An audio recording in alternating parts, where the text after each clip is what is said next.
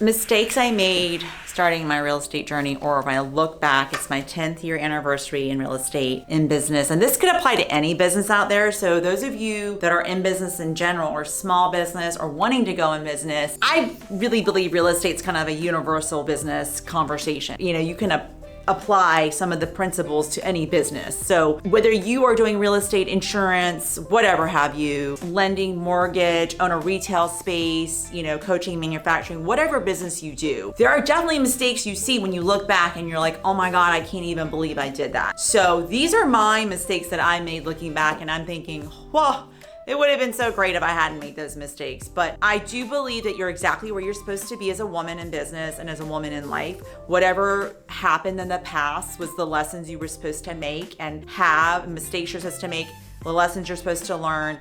Everything you're supposed to do happens for a reason, to teach you for the next thing in your life. I'm a firm believer in that. I don't know if you believe that as well. If you do, like and comment that below. I'd love to know your thoughts on that. But I do believe, even though as painful as some of these things we go through, I try to take the concept of saying, good, I'm learning, good, I'm growing, instead of being pissed off, because I used to just be pissed off back in the day and freak out. So the number one thing I think I would have done differently, mistake-wise, is taking the time early on in the business when I was quiet and I was trying to grow the business, is not be as timid in doing business. And I want to say that I do feel like I did put myself out there. I mailed business cards, I called people, I did all the things that I thought I was supposed to do, but I think I was a little timid still. I think I didn't stand in my full confidence and say, yeah, I'm selling real estate now and you need to work with me because I'm amazing. I think I felt imposter syndrome, like why would they want to work with me? So ladies, especially women, seem to have this issue of confidence and showing up and not being able to do something. They feel like they talk themselves out of whether they can call people, oh, they're not going to work with me because of blah, blah, blah, blah, blah. And so I was guilty of that as well. And I think I missed out on several opportunities. Had I just picked the phone up and called, I would have gotten them. And I was told that later on, so I kicked myself in the butt. So number one thing would be, don't be timid. If you're gonna do a business and you're going to jump into something, do it loud. Just be out there, do it, go full-heartedly in, and who cares if someone says, oh, so-and-so, that's like really weird. Who cares if there's judgment? Because at the end of the day, they're not paying your bills, they're not running your business, and chances are they're not doing better than you. You don't wanna be anything like them, so why would you even care about what their opinion is? Now, anybody that's at the top and that's successful in life is gonna respect the hustle, respect the movement, respect the business gaming that you're trying to learn and that you're pushing yourself and they're out there. I really do. When I see new people in the business and they're out there, some lady walked into the office today and handed us a business card about doing real estate photography, and I thought, wow, that's pretty amazing that she's out here running around handing her business card out to try to drum up business. Most people won't do that nowadays, right? They hide behind the computer, the phone, and emails. They don't want to face-to-face come in and meet people. So I commend that type of hustle. And that is something, what I'm saying is that if someone's doing better than you in business or where you want to get to, they're typically going to shout you out and be like, go for it, keep going. So that's the number one thing, is not be timid, because I was, surprisingly so, I was timid. And two would be, I should have documented more. Ugh. Had I known, I would have documented more. I would have done more video, and I did video early on. I did Facebook Lives when it started out. There's some really funny videos of me, like looked like I was stunned. I did do video, I just didn't do it as much. And I would have started this channel way long ago. And of course, woulda, coulda, shoulda is always the case, but don't shy away from things that are technology based. Today, I did a Days of Gratitude for November. We're shooting this in November. And I said, today I'm grateful for technology. There's so much out there right now to support us in business and do all the things, like jump on it. And I know the big buzzword is AI, artificial intelligence. Use it to help you, to automate, to make things easier for you. So don't be afraid of things that are changing in technology. Jump forward and say, embrace it, and embrace the things that are going to help you grow in business. So that would be two. The third thing that I look back and I go, oh my gosh, would be not setting up time constraints, days off for me to not work, and giving myself a schedule early on.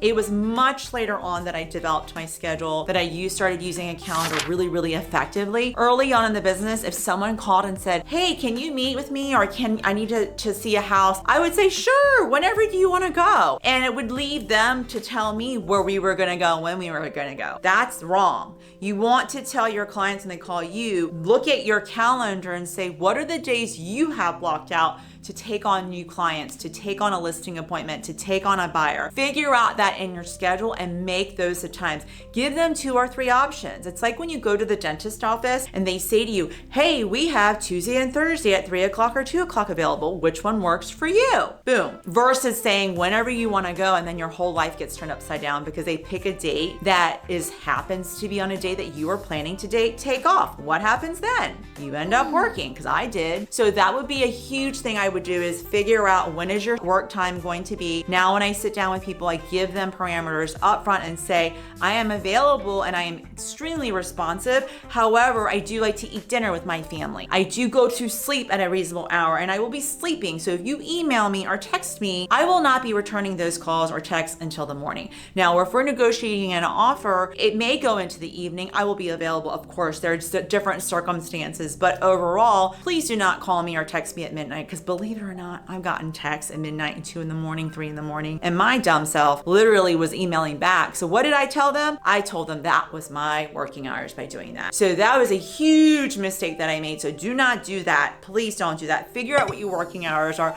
Figure out what those non-negotiables are for you. If you want to pick up your kids at the bus stop, or take your kids to school, or certain birthdays off, or you always travel every year, block it. Don't give it away. And if you want to be at home at 6 and have dinner with your family every night, you can make that work in any business if you say, this is when I need to be home, and make a non-negotiable. You'll be really surprised how clients will jump up to work around your schedule if you allow it. That's a story we tell ourselves, that the client will go somewhere else.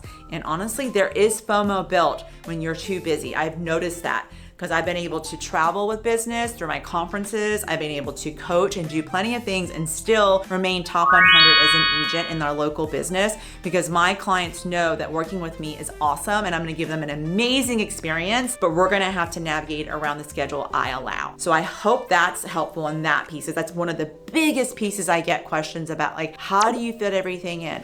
Well, you're gonna tell people how it fits in.